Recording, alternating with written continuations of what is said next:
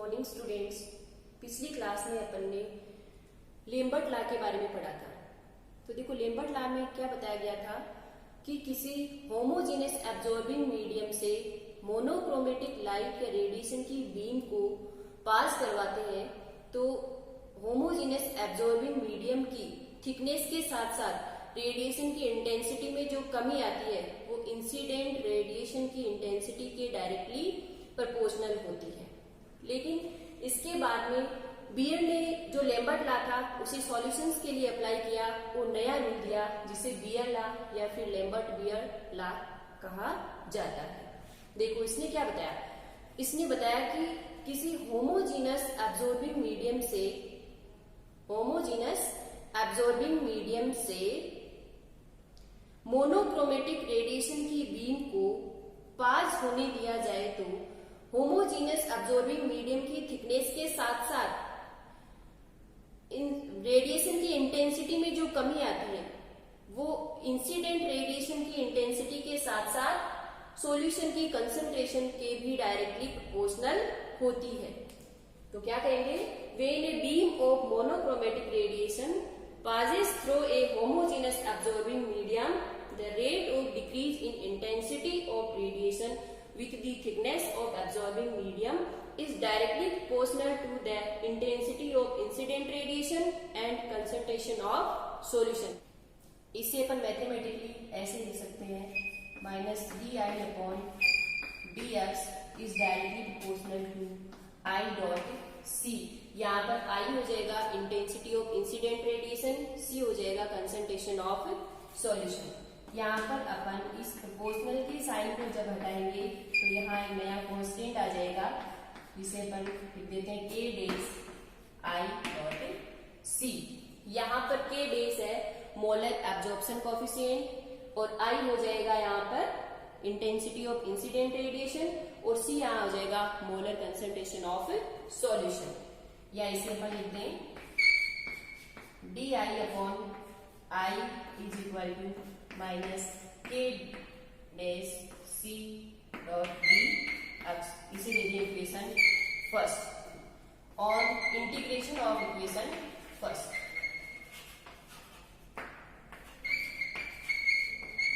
Equation first का जब अपन integration करेंगे तो इसे लिखेंगे लिमिट्स के बीच I is equal to I0 से I is equal to I di/I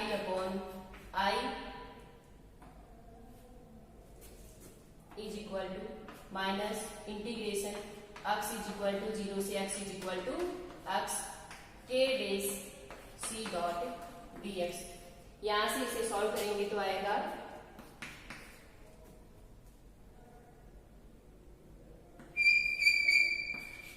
ln I/I0 is equal to minus K dash C x। यहां से आ जाएगा, अपन इसका लॉग में कन्वर्ट कर लें 2.303 log I/I0 is equal to minus K dash C x।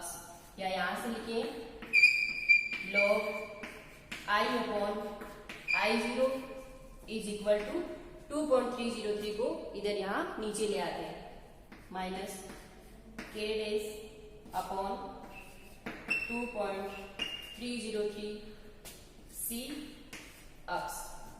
ये हो गई अपनी एक इक्वेशन और इसे दे दें equation.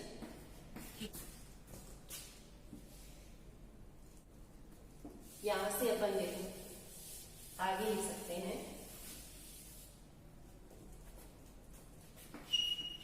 log I/I0 is equal to minus alpha C x। यहां पर अपन ने ये जो K/2.303 है इसकी जगह एक नया साइन काम में लिया है अल्फा, और अल्फा इसे अपन एप्सिलॉन भी लिख सकते हैं इज इक्वल टू क्या हो जाएगा K डेज ऑन 2.303। ये यहाँ पर क्या है एप्सिलॉन जो है अल्फा अपन ने काम में लिया है, इसकी वैल्यू किसकी जगह काम में लिया है, k dash अपॉन 2.303, ये यहाँ पर है मोलर एक्सटिंक्शन कोफिशिएंट। और मोलर एक्सटिंक्शन कोफिशिएंट ये एप्सिलॉन ये क्या होता है, सब्सटेंस के मॉलिक्यूल द्वारा अब्जॉर्ब रेडिएशन की जो इंटेंसिटी है उसको प्रदर्शित करने वाली मात्रा होती है। कौन, ये जो मोलर एक्सटिंक्शन कोफिशिएंट, इसे अपन अल्फा या एप्सिलॉन से डिनोट करते हैं। तो यहाँ से क्या आ गया, log I upon I0 is equal to minus alpha C x. यहाँ से अपन लिख दें A is equal to log I0 upon I is equal to alpha C x, ठीक है। या फिर अल्फा की जगह अपन लिख दें A is equal to epsilon C L। ये हो गया एब्जॉर्बेंस, यानी किसी निश्चित वेवलेंथ पर रेडिएशन की जो एब्जॉर्बेंस होती है उसके सॉल्यूशन की कंसंट्रेशन और पाथ लेंथ के बीच में रिलेशन। तो ये हो गया अपना बियर्स लॉ। ये बियर्स लॉ का अपन ने मैथमेटिकल फॉर्म में पढ़ लिया। अब देखो, वैसे तो ये बियर-लिम्बर्ट लॉ है वो काफी यूजफुल होता है, लेकिन इसकी भी कुछ लिमिटेशन होती है। बियर-लिम्बर्ट लॉ की देखो लिमिटेशंस क्या होती है। सबसे पहले अपन पढ़े कि इसमें जो रेडिएशन काम में अपन लेते हैं वो रेडिएशन कैसी होनी चाहिए, मोनोक्रोमेटिक रेडिएशन होनी चाहिए। मोनोक्रोमेटिक रेडिएशन का मीनिंग है सिंगल वेवलेंथ वाली रेडिएशन।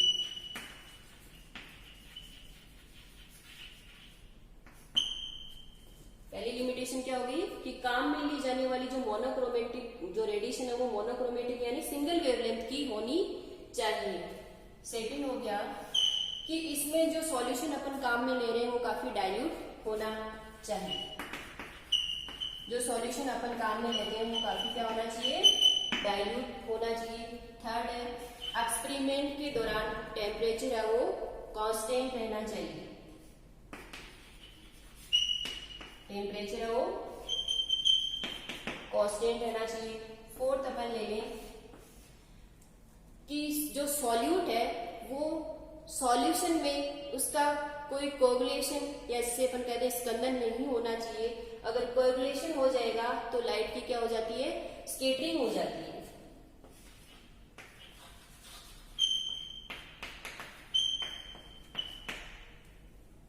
ठीक है, तो पहला क्या हो गया लिमिटेशन में कि जो रेडिएशन अपन काम में लेते हैं वो मोनोक्रोमेटिक यानी सिंगल वेवलेंथ की होनी चाहिए। सेकंड हो गया जो सॉल्यूशन अपन काम में लेते हैं वो काफी डाइल्यूट होना चाहिए। थर्ड हो गया कि एक्सपेरिमेंट के दौरान टेम्परेचर है वो कांस्टेंट होना चाहिए। फोर्थ हो गया कि सॉल्यूट का सॉल्यूशन में कोई कोगुलेशन नहीं होना चाहिए। अगर सॉल्यूट का सॉल्यूशन में कोगुलेशन हो जाता है तो लाइट की स्कैटरिंग हो जाती है। ये है बियर-लिम्बर्ट लॉ की limitation. Presentation and analysis of UV spectra. ये जो यूवी स्पेक्ट्रा है ये अपने को एक ग्राफ की फॉर्म में मिलता है।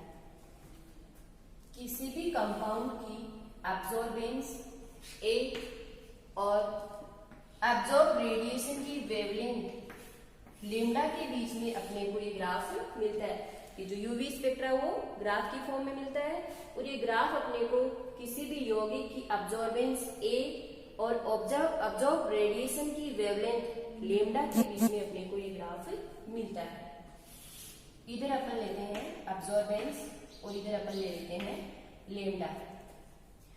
तो जिस वेवलेंथ पर कोई यौगिक या अपन कहते हैं उस यौगिक के मॉलिक्यूल है वो मैक्सिमम एब्जॉर्प्शन दिखाते हैं वो उसकी क्या कहलाएगी,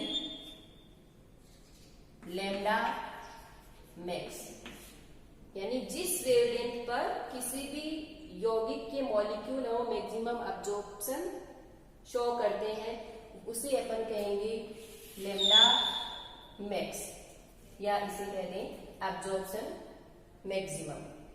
ठीक है, अब देखो एक ग्राफ में कई लैम्डा मैक्सिमम या लैम्डा मैक्स हो सकते हैं और प्रत्येक लैम्डा मैक्स के लिए एप्सिलॉन मैक्स के वो निश्चित मान होते हैं। ठीक है, अब देखो, किसी भी कंपाउंड का यूवी स्पेक्ट्रा प्राप्त करने के लिए जरूरी है कि उस कंपाउंड में या तो कोई अनसेचुरेटेड ग्रुप हो,